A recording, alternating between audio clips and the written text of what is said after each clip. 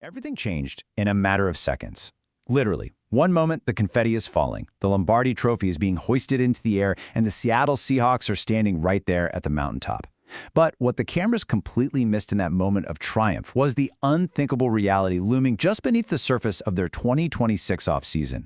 We're talking about a championship core fractured almost overnight, a roster gutted by the brutal, unforgiving business of the league.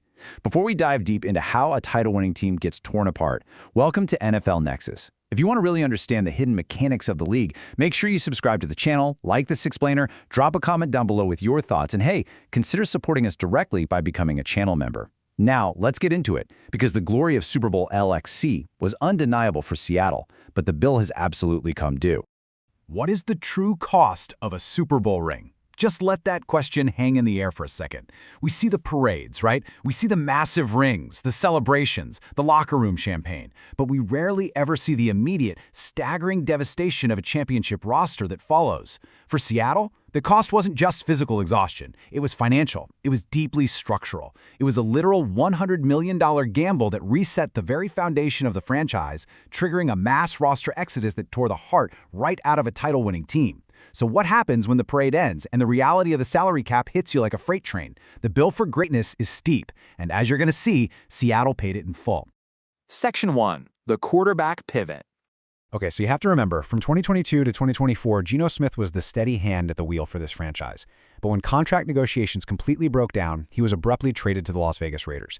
And suddenly this terrifying void opened up. The Seahawks didn't have a high draft pick to go get a rookie savior. Instead, they turned to free agency and made a pivot that left the entire football world absolutely stunned. They signed Sam Darnold.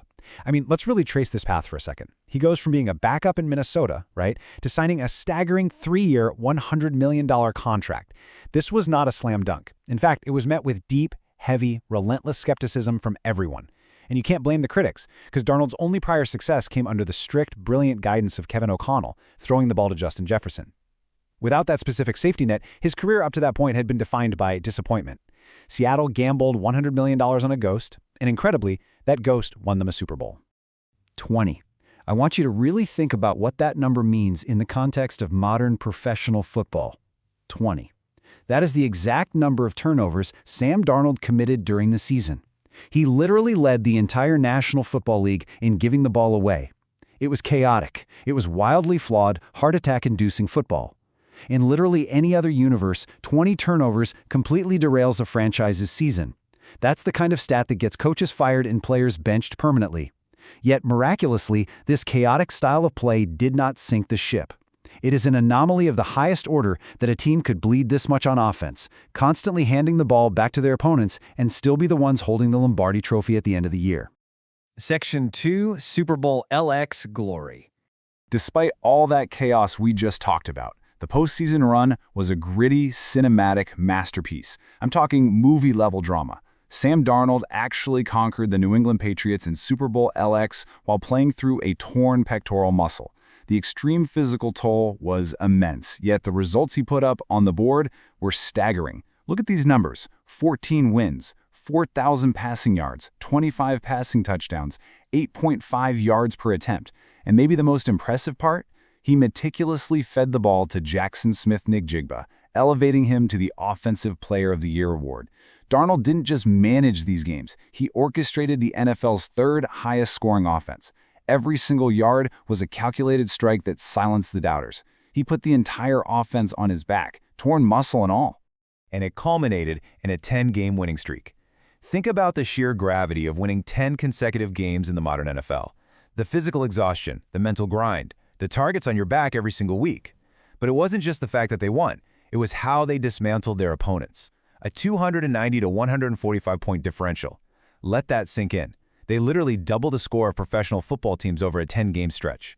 This was a run-heavy unit that operated with absolute suffocating dominance. They didn't just beat teams, they broke the will of the league down the stretch. Section 3. The Walker Exodus. Now here is where the tone shifts. Because when the parade ends, the grim, brutal reality of the NFL business model sets in immediately. This right here is the exact blueprint of how a potential dynasty bleeds talent. In Super Bowl LX, Kenneth Walker III carried the ball 27 times for 135 yards. Add in his 2 catches for 26 yards, and he was the undeniable MVP of that game. He was the absolute engine of the offense. But here is the heartbreaking irony for Seattle fans. Every single brutal yard he fought for on that field directly funded his exit. Those 27 carries bought him a massive 3-year, $43.05 million contract, and he didn't just leave for anyone. He defected to the Kansas City Chiefs. The Seahawks simply couldn't match a $43 million price tag, so the very performance that won them the ring literally cost them their star player. That is the brutal math of the NFL. You draft a guy, develop him, ride him to a championship, and then watch him walk out the door to a rival because the salary cap says you can't afford him anymore. Section 4. The first-round rookie. You can only imagine the palpable tension in the Seahawks' war room during the April draft. It must have been suffocating. With the backfield completely depleted after Walker's exit, General Manager John Schneider utilized the very last pick of the first round to find an immediate answer. He selected Notre Dame rookie Jadarian Price. And look, Schneider couldn't afford a development project. He needed blood, sweat, and immediate yards. When you look at Price's college resume, you see the 1,854 scrimmage yards and the 24 offensive touchdowns. That's great, but the true value, the real reason they spent that kind of premium draft capital on him, lies in his versatility. Look closely at those bottom 2 rows. 22 punt returns, 794 return yards, and 3 return touchdowns. Schneider didn't just draft a running back. He drafted a highly versatile weapon who can flip field position in an absolute instant. But the reality of his situation entering the league is heavy. Listen closely to this quote from ESPN's Brady Henderson. He will share time with Helani and Emmanuel Wilson as Seattle waits for Zach Charbonnet to return. That last part is absolutely devastating. Zach Charbonnet's torn ACL leaves a massive precarious void in this offense. Offensive coordinator Brain Flory is now looking at a depth chart completely held together by unproven rookies and hopefuls.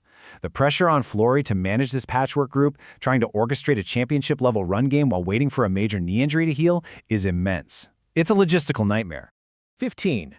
I really want to pause on this number. 15 is the total number of college receptions Jadarian Price had in his entire career at Notre Dame. 15 catches over his whole collegiate span. Now, for a complex professional offensive system that demands running backs catch the ball seamlessly out of the backfield, this is a glaring, microscopic concern. Can he pass protect against NFL linebackers? Can he run a full complex route tree? When the pressure is absolutely in Darnold's face and he desperately needs a check down, will Price even know where to be? 15 catches just does not inspire a lot of confidence when you're talking about integrating a rookie into a Super Bowl caliber passing game. Section 5. The chopping block. So the dates are circled in red ink. July 17th, the rookies report. July 24th, the veterans arrive. Training camp isn't just practice, it is a literal, unforgiving chopping block. Livelihoods are on the line, and the defending champions have zero margin for error. Let's scrutinize the trenches for a second. The right guard position is widely considered the biggest weak link on this entire offense. You have the incumbent, Anthony Bradford, fighting for his absolute NFL survival. He's going head-to-head, snap for snap, against the 5th-round rookie, Bo Stevens. It is a brutal, high-stakes battle of leverage and power in the summer heat. If Bradford loses this battle, a defending champion might find himself completely out of a job before September even starts. That's the reality of the business. And it doesn't stop there. Delve deeply into Mike McDonald's incredibly crowded linebacker room. Patrick O'Connell is a known special teams ace coming off arguably his best year, but in this new landscape, that's not enough anymore. He faces a fierce, terrifying battle just to make the 53-man roster. I mean, look at who he has to survive against. Ernest Jones IV, Drake Thomas, Tyrese Knight, and Chris Paul Jr. It is an absolute dogfight. 5 men entering camp, but the math says not all of them are making an And bringing it back to that depleted backfield we discussed. The battle for running back 2 is equally intense. George Helani versus Emmanuel Wilson. Let's methodically contrast these two guys. Helani is a player who looks like an absolute star in shorts during the offseason, right? But he has a dark history of completely disappearing when the regular season bullets start flying. Meanwhile, you have Emmanuel Wilson, who brings back-to-back strong, reliable years from the freezing cold trenches of Green Bay. They are locked in this intense battle for reps right behind the rookie Jadarian Price. Every single drill, every pass block in camp could decide who stays and who goes. Section 6. Defending the crown. Ultimately, the Seattle Seahawks are staring at a monumental, almost impossible task, defending a world title with unproven rookies and bubble veterans. The margin for error simply does not exist anymore. Look at these precise metrics from last year's backfield pass-catching production. 62 total targets, 53 receptions, 441 receiving yards. And look at the postseason impact. Walker had 9 catches for over 100 yards, and Helani chipped in with 4 for 34. This new fractured core must somehow figure out a way to replicate those exact 53 catches and 441 yards. And they have to do it without Kenneth Walker, relying heavily on a rookie who, again, only caught 15 passes in his entire college career. The math is just absolutely brutal. Can this fractured championship core survive the chopping block and actually repeat history? It is the lingering question that will define their entire season. Do they have the pieces to rebuild the puzzle? Or did the cost of winning it all just take too much away? Let us know what you think in the comments as this unprecedented offseason unfolds. Make sure to subscribe, like, and become a channel member to support what we do here. Thanks for joining us for this explainer, and we'll see you on the next deep dive.